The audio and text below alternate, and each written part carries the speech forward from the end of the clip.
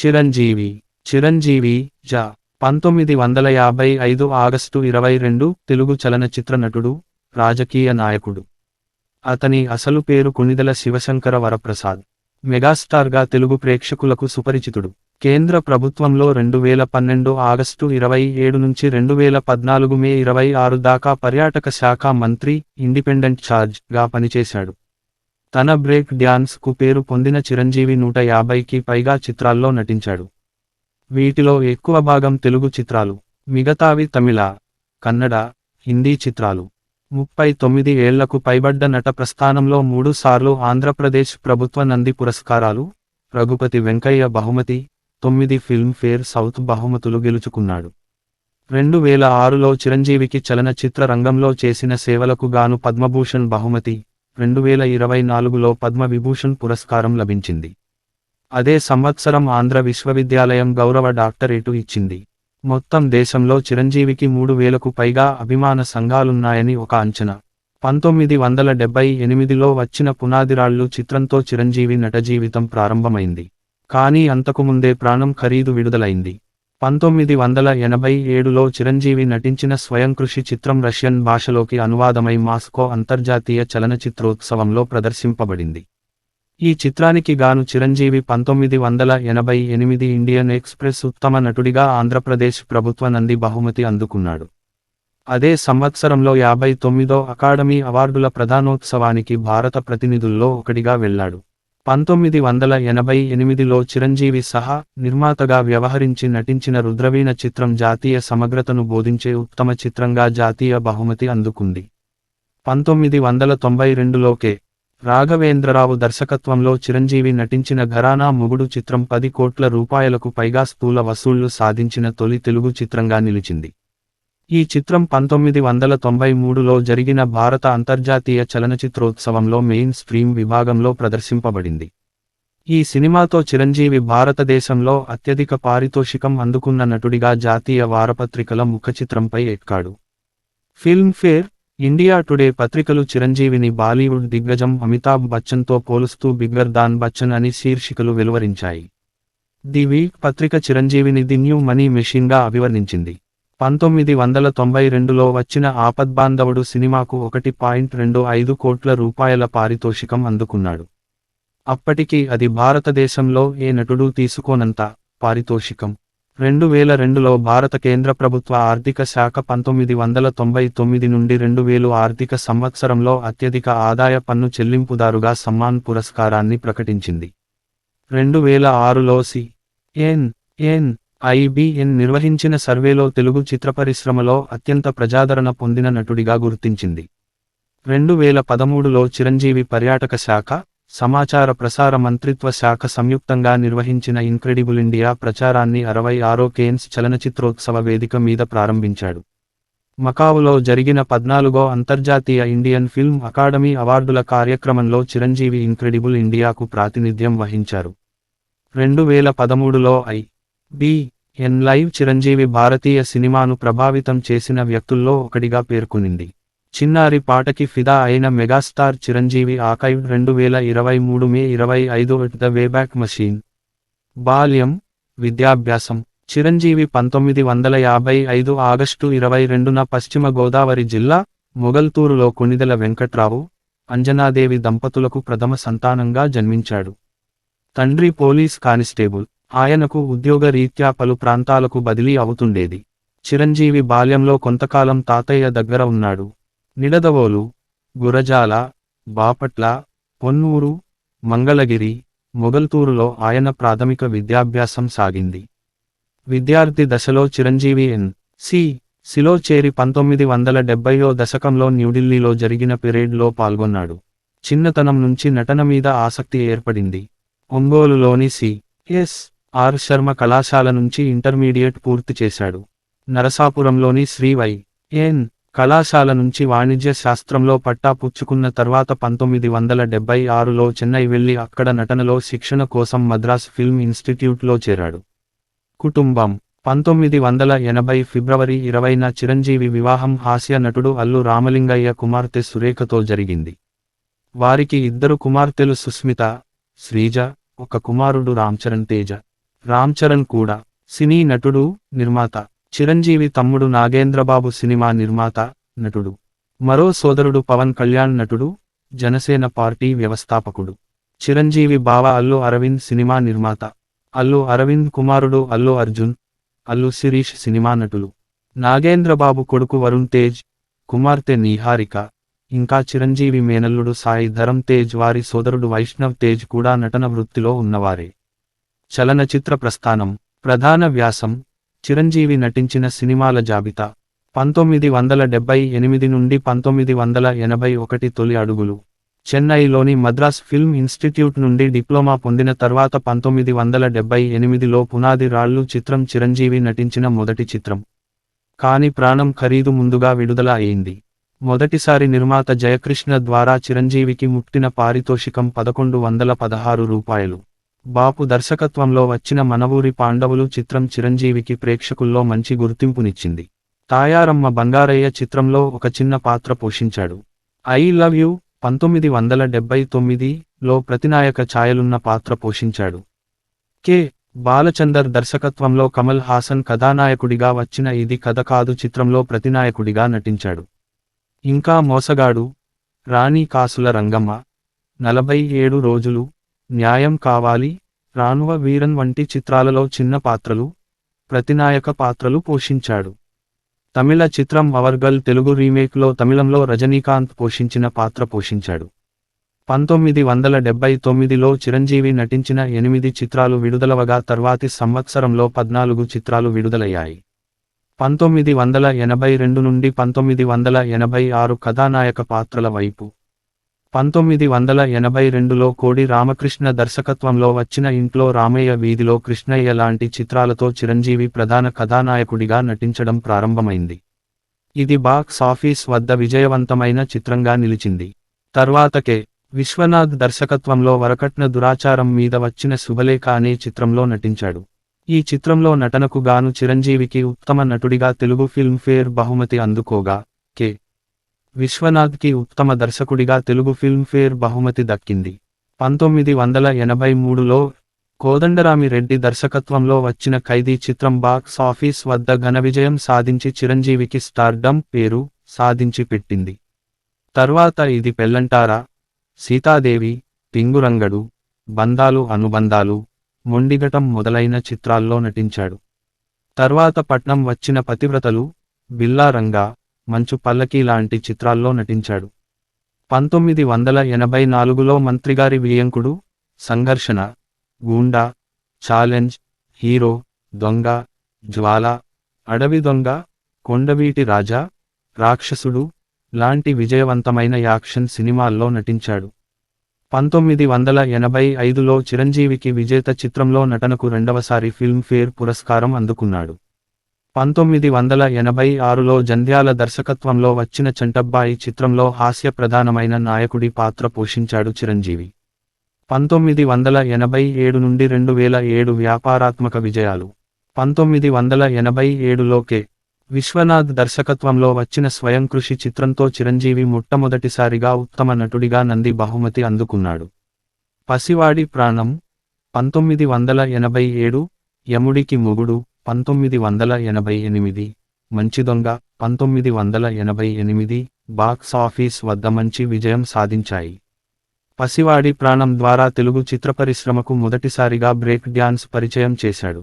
1988లో చిరంజీవి సహ నిర్మాతగా వ్యవహరించి నటించిన రుద్రవీణ జాతీయ సమగ్రతను బోధించే ఉత్తమ చిత్రంగా జాతీయ బహుమతి, నంది స్పెషల్ జ్యూరీ బహుమతి అందుకుంది. 1990లో అశ్వనీదత్ నిర్మాణ సారథ్యంలో కె. రాఘవేంద్రరావు దర్శకత్వంలో జగదేక వీరుడు అతిలోక సుందరి అనే ప్రయోగాత్మక సోషియో ఫాంటసీ చిత్రంలో నటించాడు. ఇళయరాజా సంగీత దర్శకత్వం, జంధ్యాల మాటలు అందించిన ఈ చిత్రం బాక్స్ ఆఫీస్ వద్ద విజయవంతంగా నిలిచింది. అదే సంవత్సరంలో విడుదలైన కొండవీటి దొంగ 70 mm 6 ట్రాక్ స్టీరియోఫోనిక్ సౌండ్లో విడుదలైన మొట్టమొదటి తెలుగు చిత్రం. 1991లో సామాజిక సమస్యల నేపథ్యంలో వచ్చిన కొదమసింహం, గ్యాంగ్ లీడర్ సినిమాలు చిరంజీవికి తెలుగు చిత్రపరిశ్రమలో సుస్థిరమైన స్థానాన్ని సాధించిపెట్టాయి. కొదమసింహం చిత్రం ఆంగ్లంలో థీఫ్ ఆఫ్ బాగ్దాద్గా అనువాదం గావించబడి నార్త్ అమెరికా, మెక్సికో, ఇరాన్, ఇతర దేశాలలో విజయవంతంగా ప్రదర్శింపబడింది. ఇది ఆంగ్లంలోకి అనువదించబడిన మొట్టమొదటి దక్షిణ భారత చలనచిత్రం. చిరంజీవి బాలీవుడ్లో నటించిన ప్రతిబంధ్ 1990, ఆగ్ కా గూండా, రాజ్ చిత్రాలకు మంచి సమీక్షలు వచ్చాయి. 1992లో చిరంజీవి నటించిన ఆపద్బాంధవుడు చిత్రానికి గాను ఉత్తమ నటుడిగా రెండోసారి నంది బహుమతి, ఫిల్మ్ఫేర్ తెలుగు బహుమతి అందుకున్నాడు. 1996లో సిపాయి అనే కన్నడ సినిమాలో అతిథి పాత్ర పోషించాడు చిరంజీవి. 1989లో వచ్చిన అత్తకు యముడు అమ్మాయికి మొగుడు చిత్రం తమిళంలో మాప్పిళైగా పునర్నిర్మితమైంది. ఇందులో రజనీకాంత్ కథానాయకుడిగా కనిపిస్తే, చిరంజీవి అతిథి పాత్రలో నటించాడు. 1990 దశకం మధ్య కాలంలో మెకానిక్ అల్లుడు, ఎస్.పి.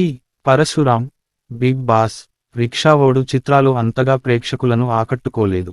ఆ సమయంలో కూడా చిరంజీవికి 4వసారి ఫిల్మ్ఫేర్ సాధించి పెట్టిన ముఠామేస్త్రీ, ముగ్గురు మునగాళ్ళు, అల్లుడా మజాకా చిత్రాలు ఒక మోస్తరు విజయాలు సాధించాయి.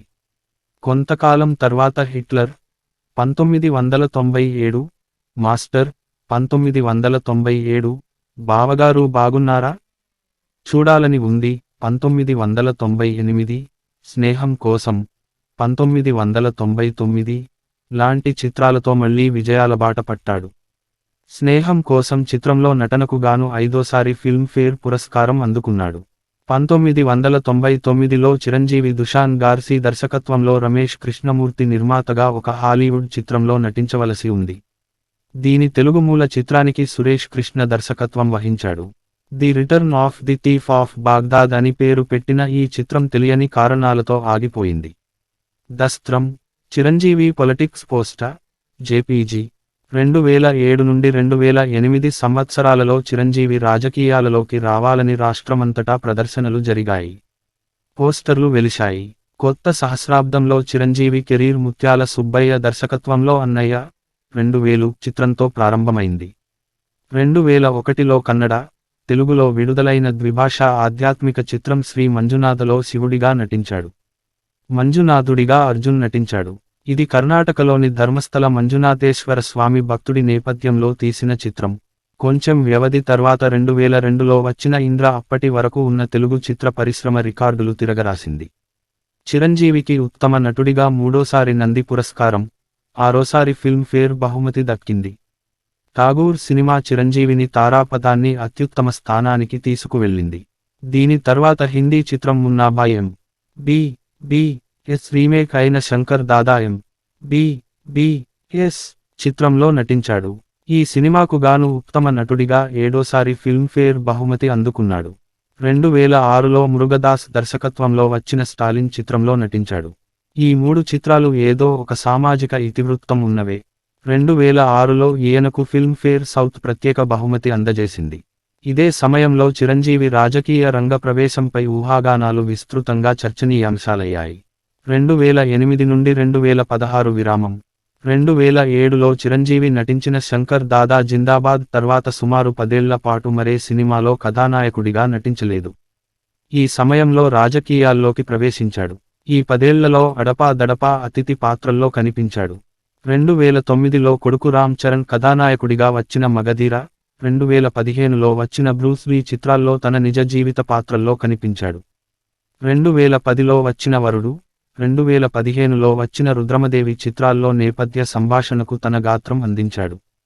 2001లో వచ్చిన శ్రీమంజునాథ చిత్రంలో శివుడి పాత్రలాగానే 2013లో వచ్చిన శ్రీ జగద్గురు ఆదిశంకర చిత్రంలో శివుడిగా అతిథి పాత్రలో కనిపించాడు.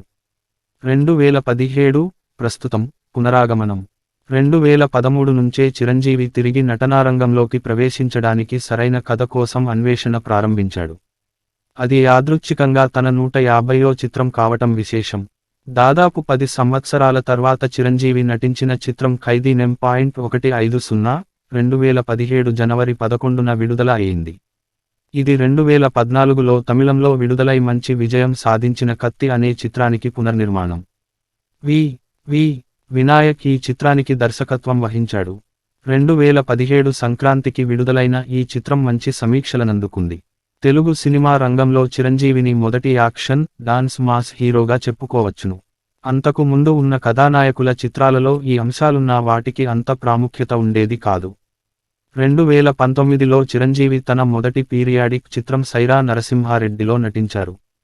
స్వాతంత్ర్య యోధుడు ఉయ్యాలవాడ నరసింహారెడ్డి జీవిత కథ ఆధారంగా సురేందర్ రెడ్డి దర్శకత్వంలో తెరకెక్కించారు. 200 కోట్ల పైచిలుకు వ్యయంతో నిర్మించిన సైరా 240 కోట్లకు పైగా వసూలు చేసింది. 2022లో కొరటాల శివ దర్శకత్వంలో ఆచార్య చిత్రంతో తన కుమారుడు రామ్ చరణ్తో కూడా నటించారు.